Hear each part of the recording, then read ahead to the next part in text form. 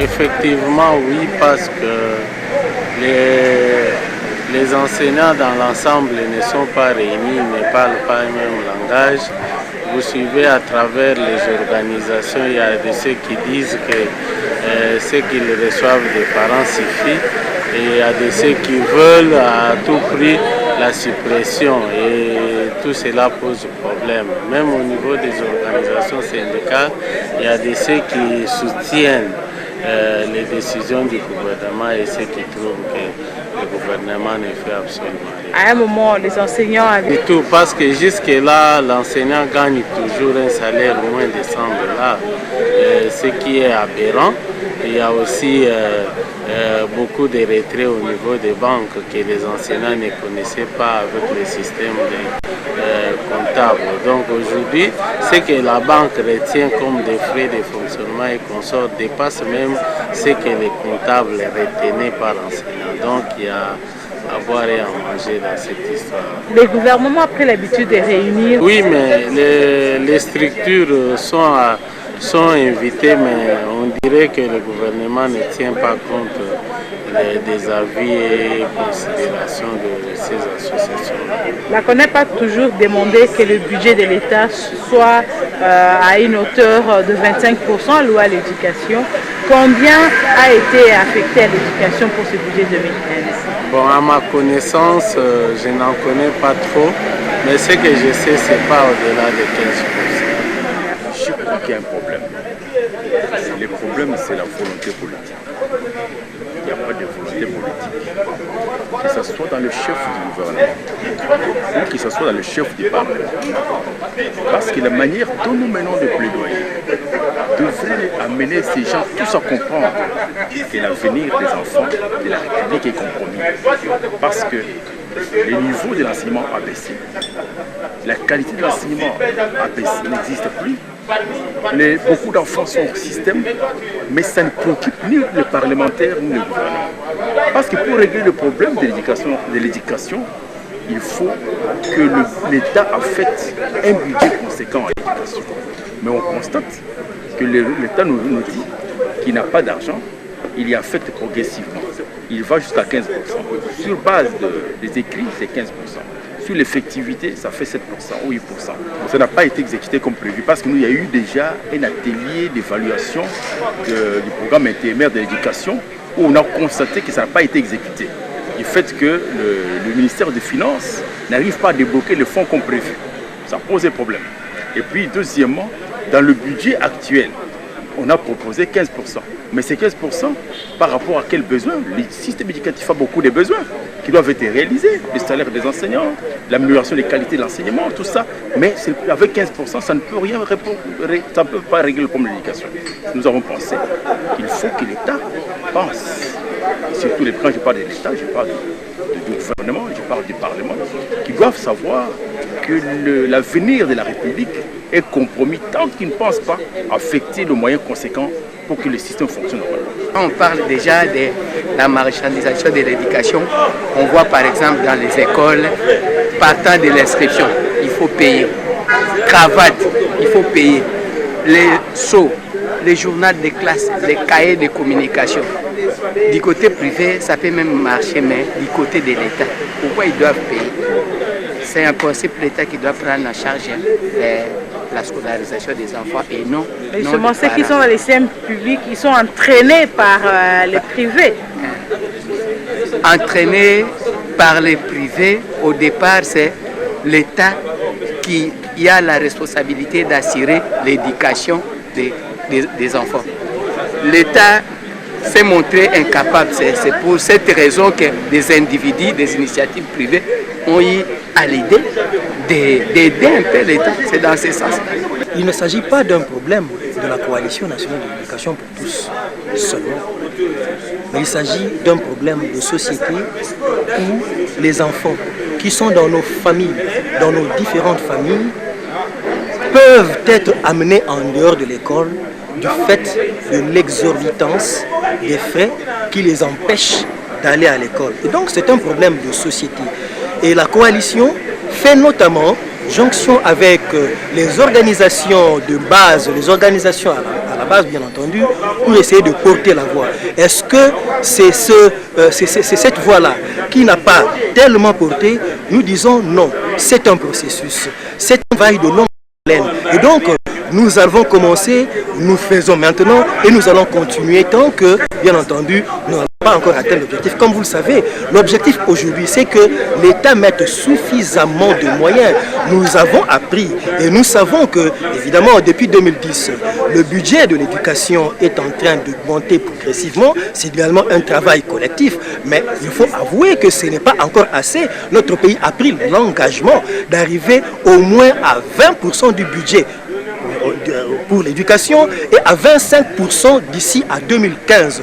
Et nous voulons donc qu'aujourd'hui le gouvernement se rende compte que nous sommes encore en deçà. Et d'ailleurs là, nous parlons des prévisions budgétaires bien entendu. Mais combien notre pays exécute pour le compte de l'éducation? Car nous voyons par rapport aux autres institutions qui vont jusqu'à consommer 200%. 300%, alors que l'enseignement qui est un secteur social souffre du manque d'exécution du budget alloué. Donc le problème c'est investir efficacement dans l'éducation, ça signifie que le peu de moyens qu'on donne à ce secteur doit être utilisé efficacement. Et utiliser efficacement, ça veut dire utiliser d'abord, mais alors tout ce qu'on a prévu, de manière à ce que les actions sur terrain soient efficaces. Il est quand même anormal que quand vous regardez le budget de l'État, par exemple sur les fonds relatifs notamment aux infrastructures scolaires, vous regardez l'exécution, vous sentez que c'est véritablement en dessous de 7%, et ça c'est un problème. Quand vous regardez par exemple tout ce qui concerne bien entendu la qualité et notamment les livres et ainsi de suite, ou même les évaluations telles qu'examen d'État et TENAFEP, quand vous voyez le taux d'exécution, vous sentez que c'est encore trop bas. Alors que nous avons besoin de tout cela, de manière à ce que les choses aillent. Et tout cela, ça fait que